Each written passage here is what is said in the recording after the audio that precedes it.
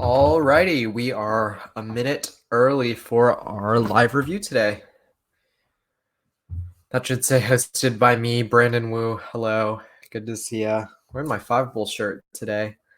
We'll get started at around 4:01 Eastern, 3 p.m., 3:01 Central, 1:01 Pacific. Super excited to see you all here. As people trickle in, if you haven't already, go ahead and fill out the poll in the poll section. I just want to gauge if all of you here are here for Calculus AB or if I have a few people from BC, because that will kind of decide how today's FRQ review goes. So I'm super excited. So go ahead and fill out the poll if you are in AB or in BC. Ooh, we got a 3-2 AB BC. In the meantime, I guess I'll get started with my presenting stuff. So first of all, go follow Fiveable on all of their social media. For instance, we made a TikTok account a few weeks ago, and we really would love to see y'all support us. But also check out our Twitter, Instagram, and YouTube. We send out reminders. We talk about new products from Fiveable, like our podcast, Homeroom by Fiveable, which you can find on Spotify. Great podcast to listen to. Also, we have a lot of content coming up. In terms of what we are going to be doing today, we're actually going to do a little bit of BC for my BC friends out there, because I saw last week, I think Natalie said, could you do a BC question? And I was like, sure, why not? So we're going to start off with some Euler's method. It's not Euler's method, fun fact. We'll go into volume by cross sections, and we'll end with Taylor polynomial approximations. And then in terms of AB, we'll be doing an in and out function. We'll be doing like a graph and extrema question, or derivatives and table, approximations, tangent lines, and separation of variables. So I am going to ask the students in AB and BC, because, you know, you're all going to see some sort, like, all of you are going to see some content in common. So would you rather, just answer in the chat, would you rather do a question where there's a graph and you have to identify extrema and justify, or would you rather do a question where there's like a table of derivatives? Like, here's the first derivative, here's the second derivative. Okay, I see a table, graph, table, table. Okay, either. I'm gonna keep, because I think there's more than 10 people here. So let's see what the consent. And also, for those of you who weren't here last week, I did a review of a graph and extrema, so you can check last week if you need review with that stuff. So, I see that some of y'all didn't get that. Okay, table it is. Thank you for letting me know. So we're going to start off with BC. And for those AB children out there, y'all are probably the same age as me or older. Actually, you can't be older. I'm a senior. We're basically going to spend like 15 minutes or so on BC and then 30 minutes on AB. So I'm going to switch screens really quickly. Alrighty, so we're going to start off with BC, and I'm actually going to paste the FRQs. Sorry about that. So the first link that I'm sending is the BC one. The second link is the AB one. You don't need to necessarily do it. Like, you don't need to click through these links if you want to. Will differential equations be on the AB exam? I do believe so. Yes, like separation of variables will be on the exam, that kind of stuff. I think that's in unit 7. So yes. Or unit 8? Yeah, I'm not sure. I'm pretty sure it is, because you still have to know how to separate variables for the exam at least. Yeah, unit 7. Okay, cool.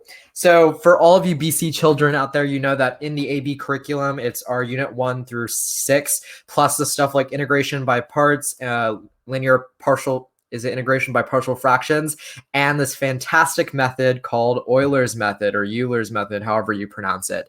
So basically, in order to do this kind of stuff, we just got to memorize. Either you can do one of two things. One, you can learn the technical method, like you can learn it like an equation, sort of how I've explained it with like a different concept, or you can do like a table. So I'm going to first show you the table method, and then we'll get into the algebraic method per se. I'm actually going to answer the 2 questions here first. Are optimization problems heavy on the FRQ exam? We don't know. It might show up on one part of one FRQ or both FRQs. It just depends, because they cut multiple choice, where we used to see some optimization in terms of like, Bob can build 150 yards of fence, that kind of stuff.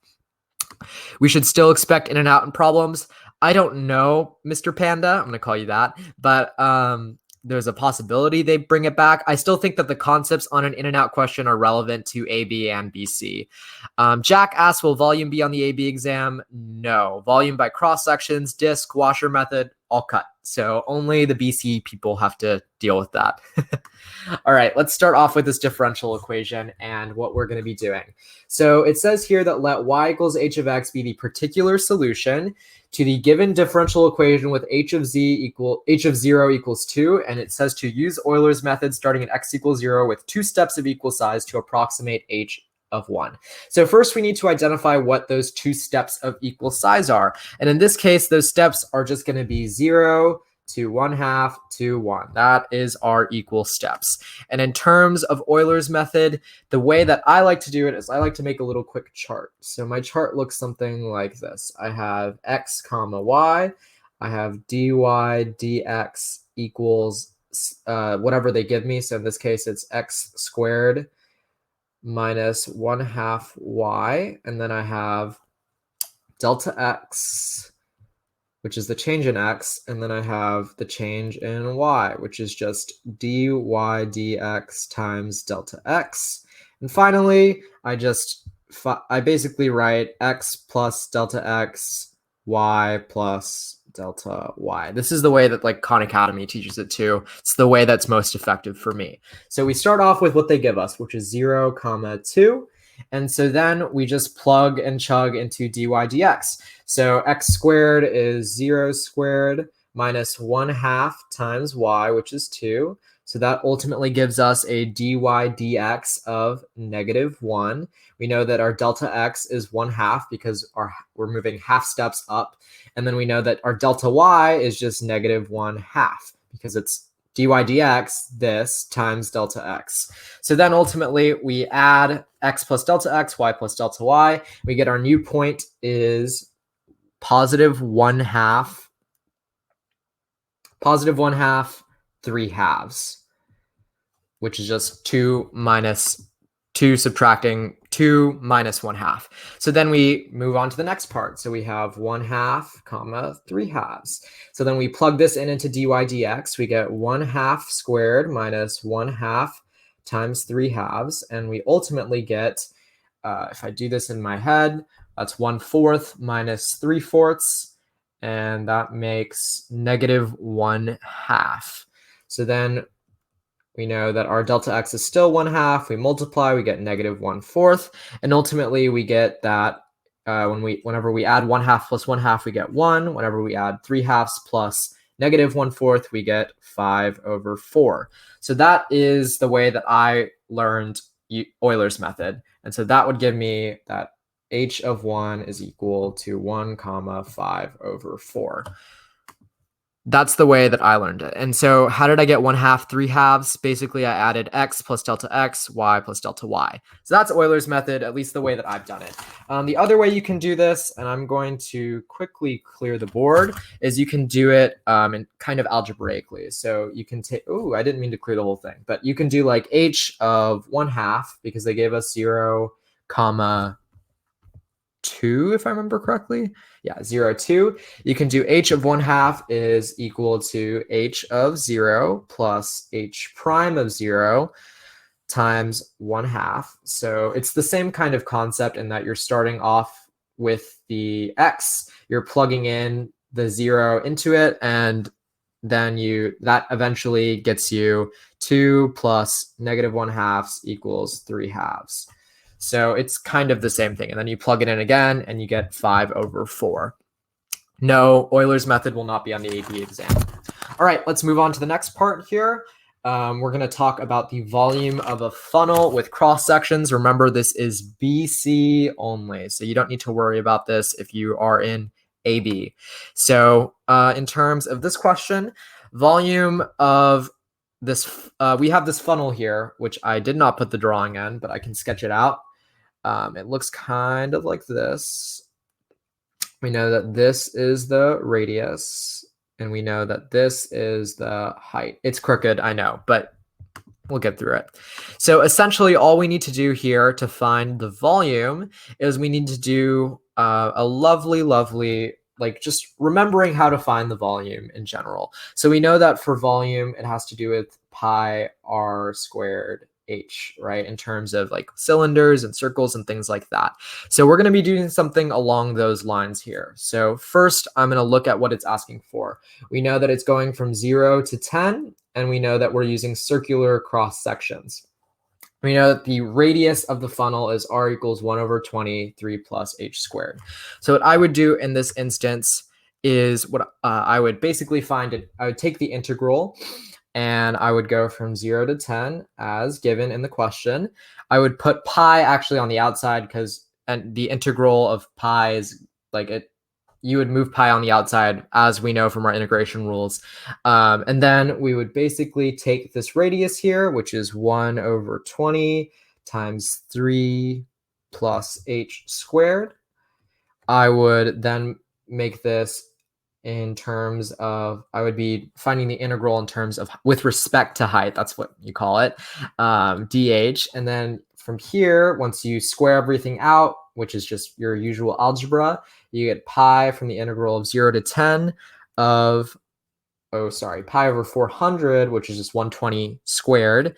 Pi over 400, 0 to 10 of 9 plus 6h squared plus h to the 4th of dh. And so then, looks like I won't. So then from here, we would basically get something along the lines from our usual integration. This would be h to the 5th power over 5 plus 2h cubed plus 9h. And that's multiplied by pi over 400. And that's from 10 to 0, or 0 to 10. And ultimately, once you add it all out and plug in 10 and 0, you get 2209 pi over 40 inches cubed.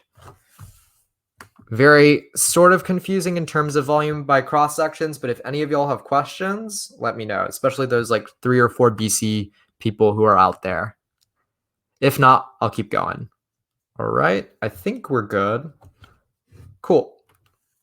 Let's go over to this question. So it's basically saying that the funnel contains liquid that's draining from the bottom. At the instant when the height of the liquid is h equals 3 inches, the radius of the surface of the liquid is decreasing at a rate of 1/5 inch per second.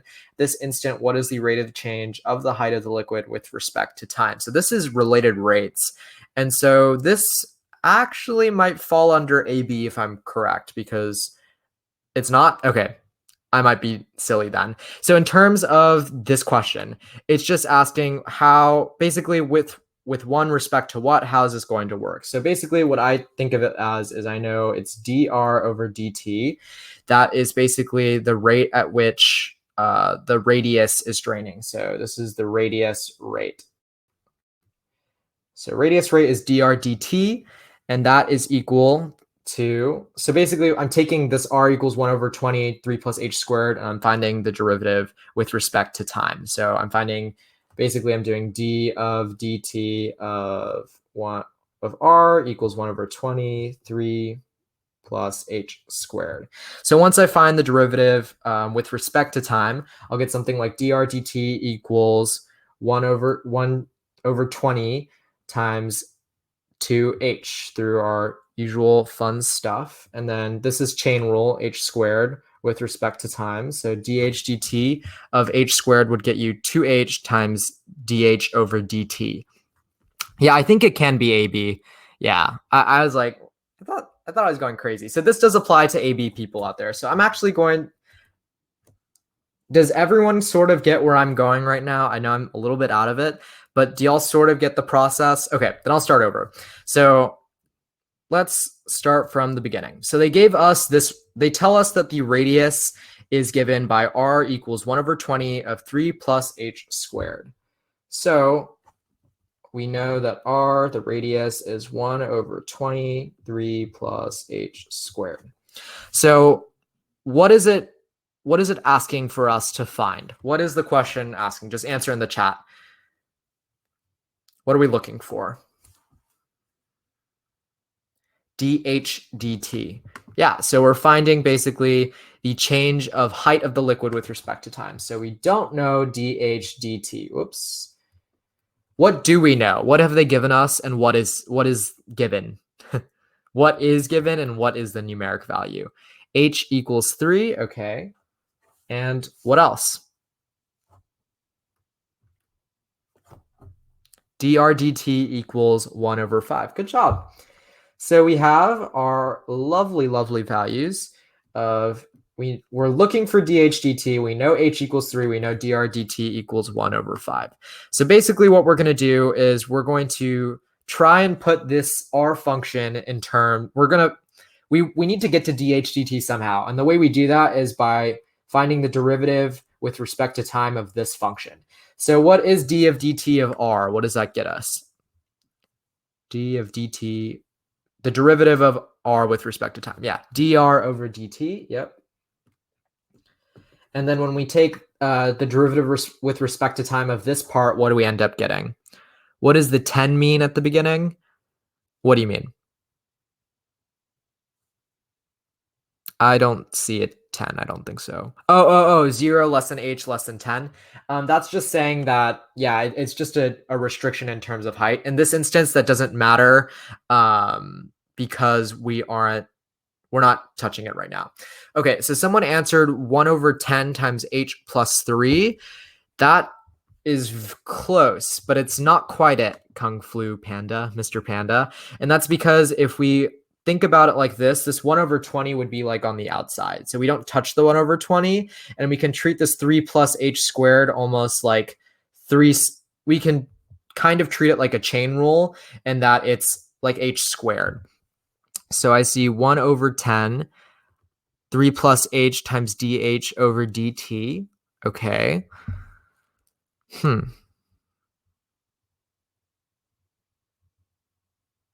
Okay. Well, let's think about it like this. Let's take the derivative of, we'll put 1 over 20 on the outside of 3 plus h squared. So this, what rule do we use for 3 plus h squared? What would that be? Oh, I see how you're all doing, chain rule. So then you put 1/10 on the outside. Yeah. Sorry, I was like going crazy there. So after we do the chain rule, and y'all get 1 over 10 times 3 plus h of dh dt. Whoops. Let's put that in 1 over 10 of, oh, the h, I'm so sorry. The h is on the inside. That's why I was going crazy too. I was like, I don't think we use chain rule there. So because h squared is on the inside, then what would we do instead? Yeah, sorry. That's on me for me drawing my squares on the wrong place. By the way, this is a good lesson for all of you taking the AP exam. Like putting a square on the outside versus on the inside of a parenthesis can really change the answer of a question, because 3 plus h squared all parenthesed would mean what we end up getting is, okay, let's draw this again. dr dt is equal to 1 over 20 of, whoops. Then we would move this 1 over 20 to the outside there. And so not quite. It's not 1 over 10h. And the reason it's not 1 over 10h is because all we're doing is we're finding the derivative of h squared with respect to time. So if we're finding the derivative with respect to h squared, it's just going to be 2h dh dt because of the chain rule. Yeah, because the 2 moves over here, and then we find the derivative of h, which is dh dt. So the 1 over 20 just stays. It's as in like when we did this earlier and we moved the pi to the beginning. So the 1 over 20, we don't touch it because the 3 we can basically ignore because the derivative of 3 is 0. So 1 over 20 is multiplying to the entire thing. So it's as if we were doing like the derivative of 1 over 20 times h squared. So we would move this 1 over 20 to the left side. We would get 1 over 20th of the derivative with respect to time of h squared, and we'd get 2h dh dt times 1/20th. So then from there we would proceed. We would get dr dt equals 1 over 20 equals 2h times dh dt. And so from there, am I doing this wrong? Am I going crazy? Then we'd plug in the h. Why can't you distribute? Good question. So, okay, I guess you can take this two separate ways. Yeah, I'm going crazy. 1 over 10 of dh dt, yeah. 1/10 h, yeah, 1/10 times 2h. 1/20th, 2 over 20th is 1 over 10. Thank you for correcting me there. So then we get 1 over 10 h of dh dt, yep. And then we plug in our numbers, h equals 3 and dr dt equals 1 over 5. So then after we plug in 3 and 1 over 5, we get 1 over 5 equals 3/10 of dh dt. Is everyone kind of clear where we're at now? Sorry about the whole mix-up with 2 over 20. Yeah, so now that we have 1 over 5 equals 3 over 10 times dh dt, how do we find dh dt? What do we do? Or I guess what's the answer since we have all the numbers in front of us? Algebra, yep. And so dh dt is equal to 2/3. And in this case, technically the rate is negative. So this should be decreasing at a rate of 1/5 inch per second. So it would be negative 2/3. And in this instance, I would always use our units. So negative 2/3 inch per second is what we would want to use here. All right. Does anyone have any questions? Yeah, because height is getting smaller. Does anyone need me to clarify anything else or do more before we move, I think, into like our core AB stuff? Sorry, that took a little longer than I expected. So you just add the negative. Yeah, well, the dr dt was meant to be negative 1 over 5, Akshita. That's an oversight on my part. The radius of the surface of the liquid is decreasing at a rate of 1/5. So then whenever you do the algebra, negative 1/5. Jorge or George, these questions I linked way above, but I'm going to paste them down here. So we just covered a little bit of the BC stuff, and now we're moving into calculus AB. Could you leave the answer in the step before since it's all numbers? Yeah, I think so. You can just call it negative 2/3. And yeah, algebraically, negative 1/5 divided by 3/10 equals negative 2/3. All right, let's move into some AB stuff. Oh, sorry, one last BC concept, which is Taylor series. So we're going to talk quickly about alternating series and basically approximating a series using some of the first of those terms. So for the BC people out there, does anyone remember how like our fun Maclaurin-Taylor series, how do we write it out? If you can type it out. If not, that's okay. Or how do we know what to plug into where? General, broad question. Hard to type.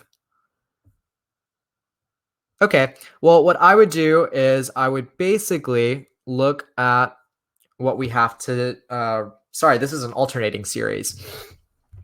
So what they give you here is that fn of 1 is equal to negative 1 to the n power of n minus 1 factorial over 2 to the n, right? So what we're basically going to do is we're going to start off with what they give us, which is the Taylor series for f about x equals 1 can be used to represent f of 1.2 as an alternating series. So use the first 3 non-zero terms of the alternating series to approximate f of 1.2. So yeah, the nth derivative of x minus a divided by n factorial. So what, for the BC people out there, as a review, what's the first thing we need to do with this Taylor series? What would we start off doing? Or what would you do if you saw this on your exam? Find the values. Yeah. I'm going to wait for now. Okay, same. Great. So then what I would do from here is I would write out that f of 1.2. And so remember that technically we are approximating. So make sure you're putting the approximation sign rather than the equal sign. And so then I would write, we start off with 1. We subtract it by 1/2 times 0.2. and that comes from our lovely alternating series here. And so then from there, oh, that looks like 0.7, 0.2, and then we would add it to 1/8 cubed, or sorry, that's 1/2 cubed, 1/8 times 0.2 squared. So this is our usual Maclaurin-Taylor series, as you remember, that we increase in degree multiple times. And so then that equals 1 minus 0.1 plus 0.005, which equals 0.905. And so that's how we get our ultimate answer. Alrighty. Cool. So I guess we'll move into in and out. All right, so for those of you here in AB, what does a left Riemann sum look like? I'm just going to sketch some stuff. And so this is sort of a review from last week. So that's a terrible curve. So is left Riemann sum look like this? That's like a midpoint sum.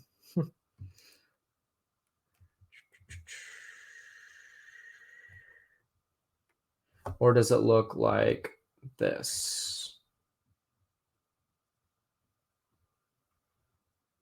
So top or bottom, which one does it look like? The second one, bottom. Yeah, so this is our classic left Riemann sum.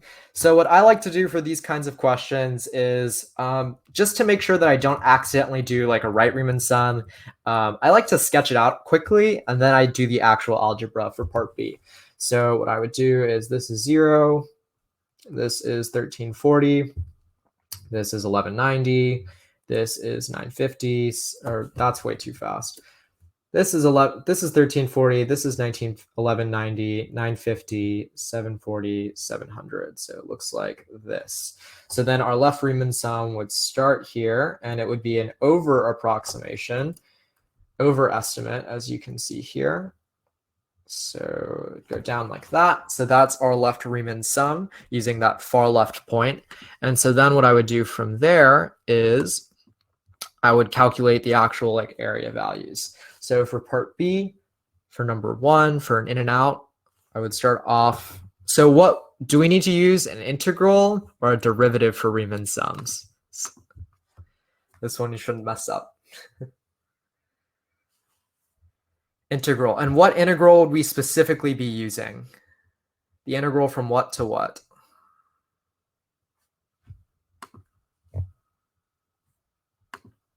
Read B very carefully. From 0 to 8. Yeah, great job. So because we're using the integral from 0 to 8, remember that we need to write something along the lines of the total amount of water is given by the integral from 0 to 8 of r of t dt. So total amount water removed, technically,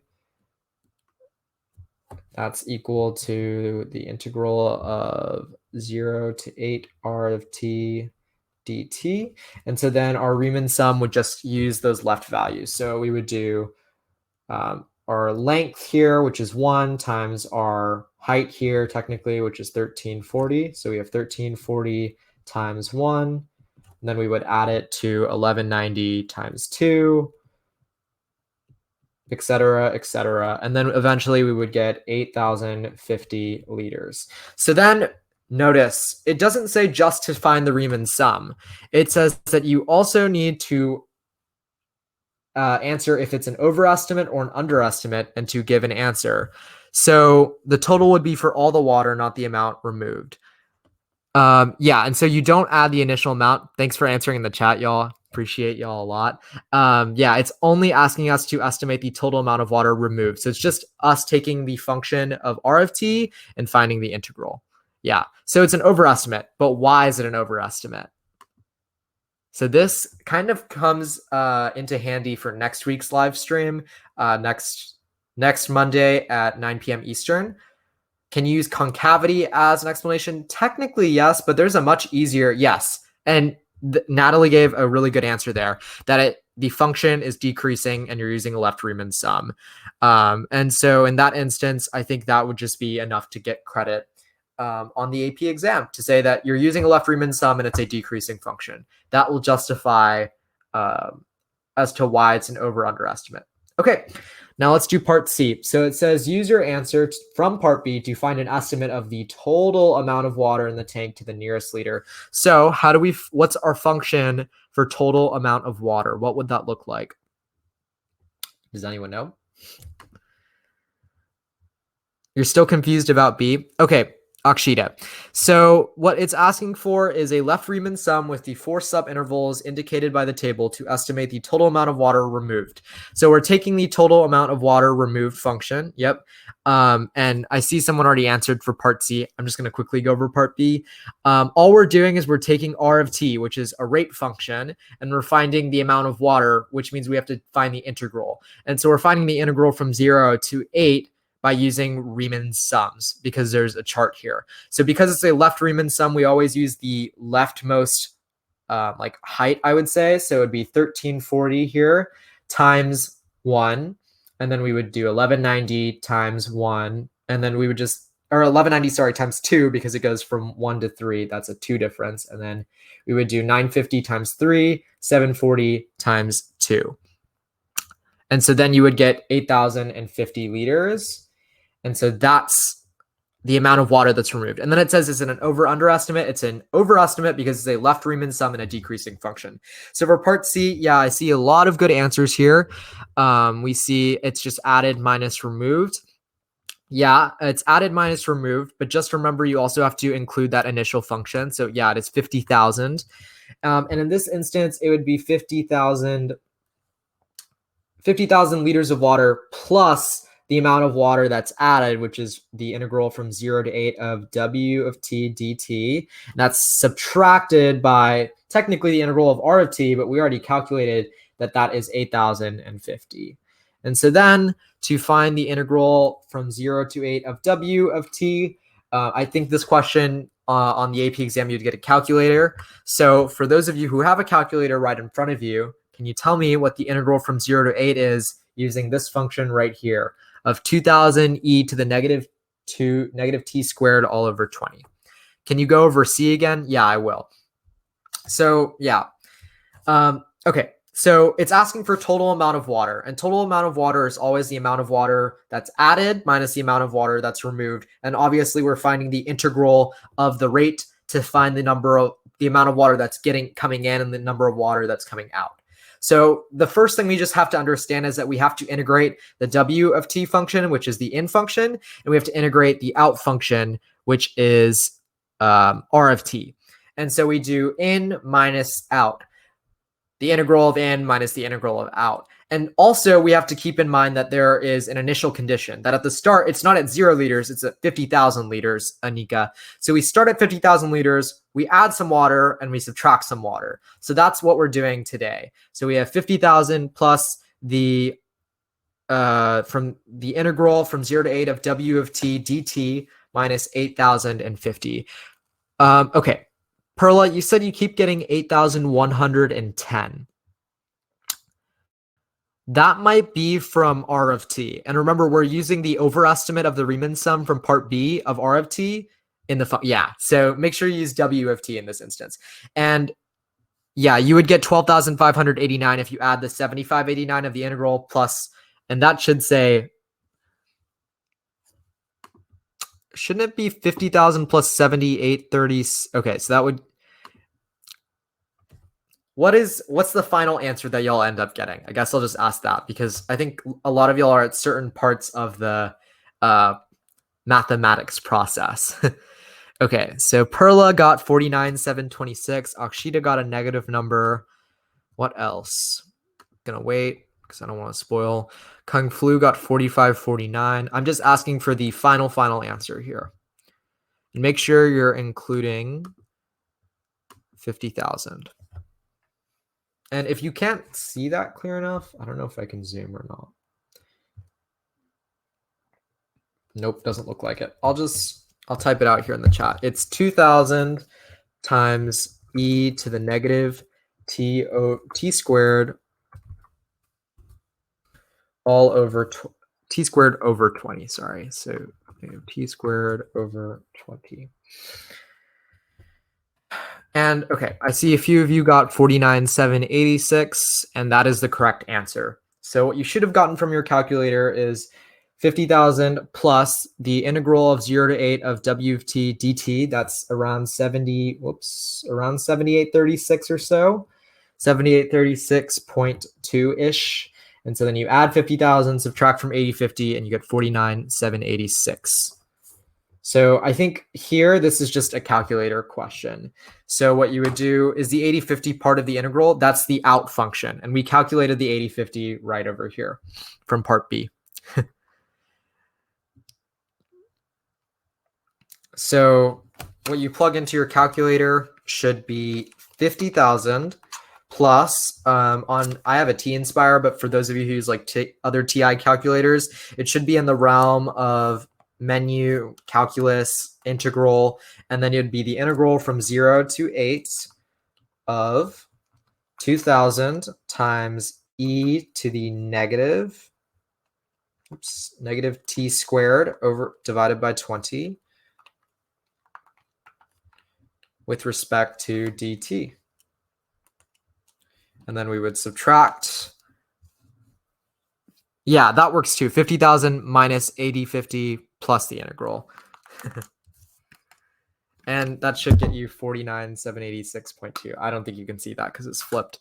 But yeah, what Perla there answered pretty well. Yeah, the integral of w of t from 0 to 8.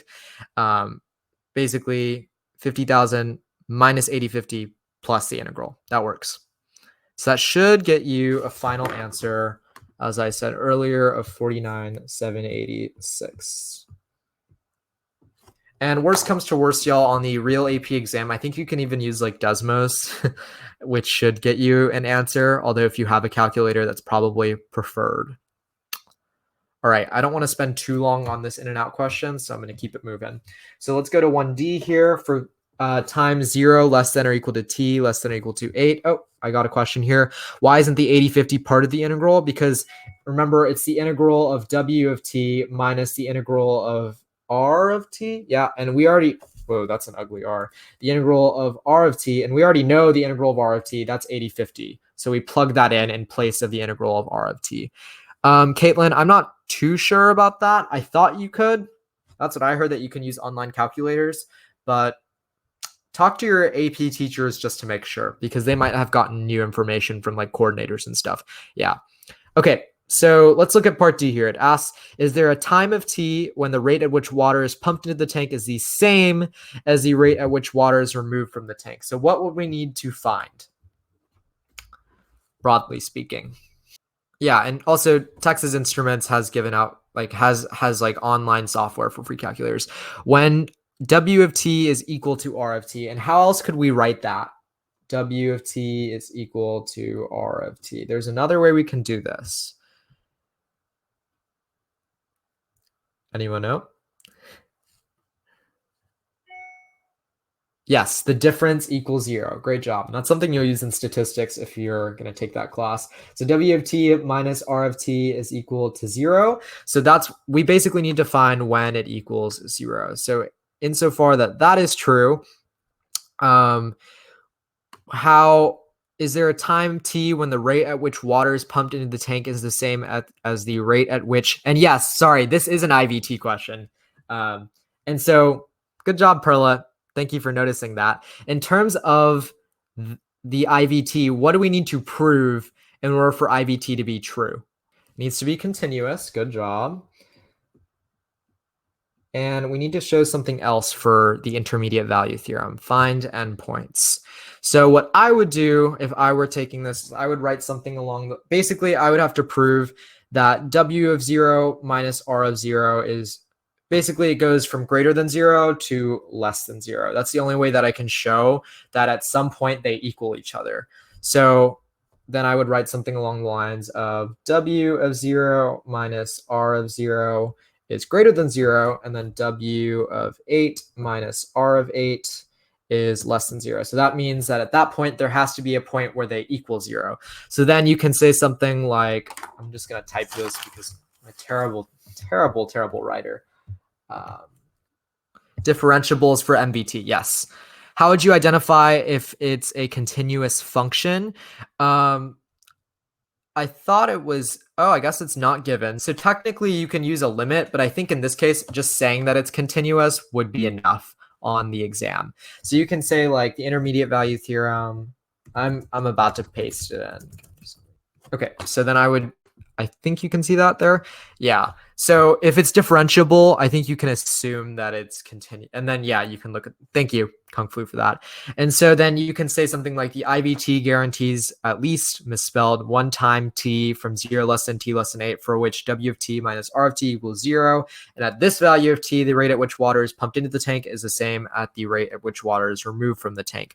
So you identify it as an intermediate value theorem question whenever it's information that you can't necessarily find, and also when you don't have to do differentiation or integration. So in this case, it's asking when the rates are equal. And so the only way that we can theoretically find when the rates are equal is by using something like a theorem to justify. I hope that makes sense, because they don't give us R of t and all we get is a chart. So we can't actually find the value. So we can't actually find the value. We'd look at something like a theorem, intermediate mean value theorem. Alrighty, we're nearing 47 minutes, so I'm gonna skip on over to, I think we're doing the derivative question here. Okay, so number 6. And I think actually we're going to end today on this question. So we're gonna skip that. We're gonna skip separating variables because we just don't have time. So in terms of this question, let's look at what it tells you. So it says that the functions f and g have continuous second derivatives. And it says that the table above gives values of the functions and the derivatives at selected values of x. So first it says, let k of x is equal to f of g of x, and write an equation for the line tangent to the graph of k at x equals 3. So what does it mean to write an equation for the line tangent to the graph of k at x equals 3? Can anyone try and explain it in words in the chat? If they can't, that's okay. So what are, or I guess broadly speaking, what are we doing in this question? Find a slope using the function, derivative at x equals 3. Interesting. Find derivative and use 1 point. Okay. So the way I would tackle on this question, and yeah, you're all pretty much right here, is first you have to find the derivative at x equals 3 and then plug it in to find the equation. So let's look at number A. So first we have to find the actual point, because we're basically creating a point slope form question. So what I would do is first I would find k of 3, and k of 3 is just f of g of 3. And so g of 3, if you go here, is 6. So that's equal to f of 6, which gives us 4. So we know that it's 3, 4. That's our point. Now to find our slope, or our derivative, we would do k prime of 3. So then in that instance, it would be what? What rule would we be using to find k prime of 3? What do we have to do? Chain, yes. So f prime of g of 3 times g prime of 3.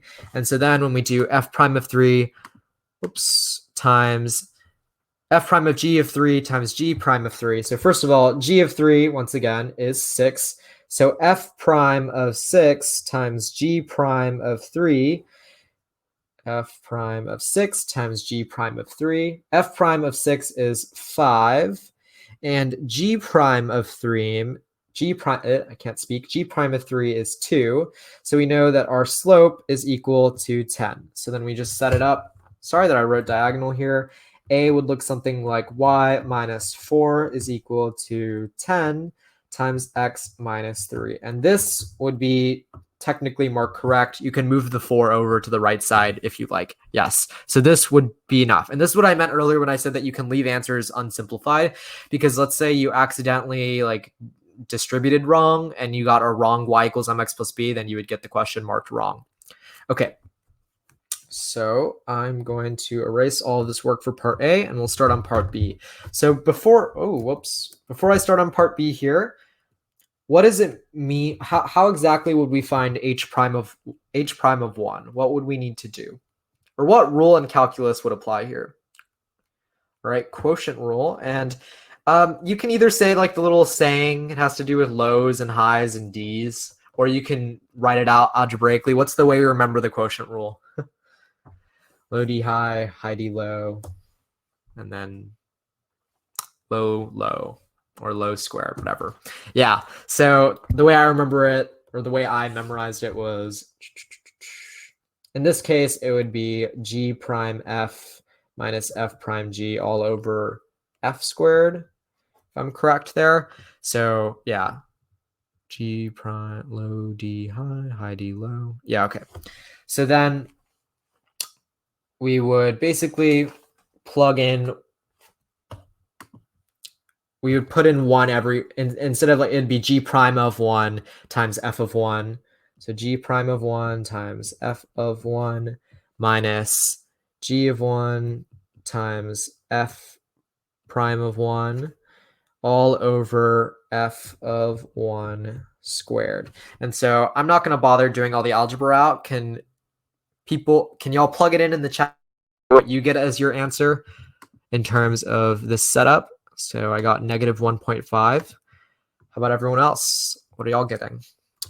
Same. Negative 1.5. Yeah. So it's negative 3 over 2, negative 1.5, and that would be the correct answer. So that's part B. And for BC folks, this question did not show up on the BC exam. In place of this, you got a lovely Taylor-Maclaurin series. But then again, things are changing. You could see AB stuff on BC, BC's not BC stuff on AB. But the test is changing. So let's look at part C now. It says evaluate the integral from 1 to 3 of the second derivative of f of 2x dx. So here, what would we be doing? What's the first thing we'd have to do? So I guess what we should start off with is what's the integral of the second derivative? It's what? Yeah, the derivative, or f prime, or the first derivative, etc., etc. So then what I would do is I would take 1/3 of f second derivative of 2x dx. So yeah, what would need to happen in order for us to be able to find this integral? We would have to, yeah, use chain rule. There we go. Sorry, I thought I saw it earlier. And so from there, we would have 1/2 times the first derivative of f of 2, the first derivative of 2x from 3 to 1. And so what would that end up giving us? 1/2 times what? So just apply f prime of 2x from 3 to 1. What would that look like? So that comes from the chain rule because of the 2x here. So whenever we find the integral of f to the second derivative of 2x, or yeah, you got to offset the 2. Okay, so I guess how that broadly works, it's U-substitution, yeah. So if U is 2x, then it has to be 2 dx, and so we put in a 2, we put in a 1/2, and then it works out. Sorry about that. Yeah, I was like, chain rules derivatives. Yeah, so U would be 2x, etc., etc. And so then our du would be 2 dx, and so to put a 2 here, we have to put a 1/2 out here. Yeah. Sorry about that. So then now that we have 1/2 f prime of 2x from 1 to 3, that would look like 1/2 of f prime of what minus f prime of what? What would that give us? F prime of what minus f prime of what? F prime of, yep, 6 and 2. And so then calculate that and tell me what you get of 1/2 times f prime of 6 minus f prime of 2. Already got a quick answer here. 1. I would look, okay, well, let's look at it a little, yeah, 7 over, I was like, 1, not quite, because f prime of 6 is that a 5? Sorry about that. Oops, that's a 5. And then f prime of 3 is 7, so you get -2, or, oh wait, I did this math wrong myself too. It's 5 minus -2, which is +7. 7 times 1/2. Yeah, I was like, whoa. Then you get 7 over 2. Yeah. Yeah, happy April Fools, huh? I'm still confused about the 1/2. Do I just need more work with U-substitution? Yeah, I would just work on U-substitution. Not much else. Yeah. to deal with that, because the f prime of 2, or even like whenever we're finding, like for instance, f of 2x, we're taking the integral. That doesn't work. We take the integral of f prime of 2 of x, then we would still have to offset it with, with a 1/2 at the front, because 2x, if u is equal to 2x, then in order to actually find the integral, we'd have to plug in a 2 and then put a 1/2 on the outside to offset. Yeah. There we go. All right. And so that's it for today at 57 minutes, checking out here. So I guess for next week, is there anything from the 2017 FRQ review that you want especially to focus on? BC kids, AB kids, y'all can all answer. What do you think you want more review on, I guess, is the question I'm asking. We can do slope fields again. Or I see U-Substitution. That occasionally comes up. I'll hunt around for it. Oh, fundamental theorem of calculus, applications, velocity. I'm guessing that's for BC there. Taylor polynomial approximations, minimums. Okay, let me write all this down. Okay. Actually, I can just save the chat here. Okay, cool. I will touch on all these subjects specifically. And yeah, so we'll do the same thing. I'm going to try and keep it to like 15 minutes. And yeah, y'all are pretty funny with the whole curriculum. We're going to do 15, 20 minutes of BC, and then the rest will be AB. I'll just cut the stuff at the beginning about like updates to the exam. So yeah, I'm so excited to see y'all next week. Thank you all for coming, asking questions, keeping me accountable, and practicing calculus on a Monday in the afternoon. Like, that's crazy. Y'all are all going to do so great on the AP exam if you keep up the great work. And yeah, tune in to tonight's stream if you can at 9 p.m. Eastern. You'll get some great rules with L'Hopital, great practice with L'Hopital's rule in the afternoon with Megan Dwyer, one of our great calculus teachers. And yeah, I look forward to seeing y'all next week at 4 o'clock Eastern time here with me. Yeah, why are we? You know, College Board actually printed it as La Hospital last year. Pretty funny. And I think that's, the old way that they used to write it was with an S. I'm not sure about that. I always called it L'Hopital's rule, though. All right. Well, thanks for joining me, everybody. Have fun operating on your limits. And yeah, I'll see you. We'll maybe see you this evening, or I'll see you next week. Bye.